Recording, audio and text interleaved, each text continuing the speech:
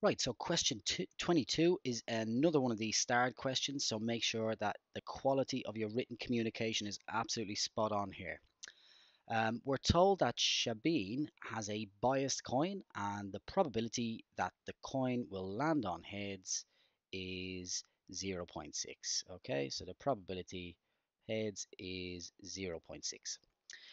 Shabin is going to throw the coin 3 times, and she says that the probability that the coin will land on tails 3 times is less than 0.1. Is she correct? And we need to show our working. Okay, now on the actual exam paper, there's loads of space underneath this question. And essentially, they give you lots of space so that you could do a tree diagram if you choose. Now, I'm going to do a tree diagram, but I'm going to do it, well, I'm not going to put all the information in. We don't need a absolutely complete tree diagram, but we just need something that will help us understand the question.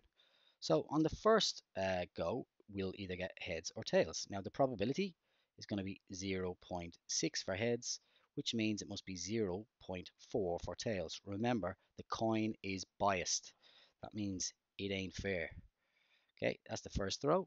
Then she's going to go again, and we're going to get heads or tails. And then here, it would be either heads or tails. And then we're going to have a similar scenario out here. Now, what it says is that she says the probability that the coin will land on tails 3 times is less than 0.1. So I just need to work on that. So I'm only going to consider if it's tails, then tails again, and then tails again. So that's all I'm really interested in here. I'm not going to look at all possible outcomes, although you can if you want to check your answers. It does help, but we don't have time for that here. So tails, tails, and tails again. So let's work out that probability. Normally when you complete the diagram, you would multiply across all the branches. So the probability of tails, tails, and tails, okay, tails and tails and tails again, is going to be 0.4 times 0.4 times 0.4. So you get the calculator out to do that, and when you work it out, it's going to be 0.064. So the probability of 3 tails is 0.064.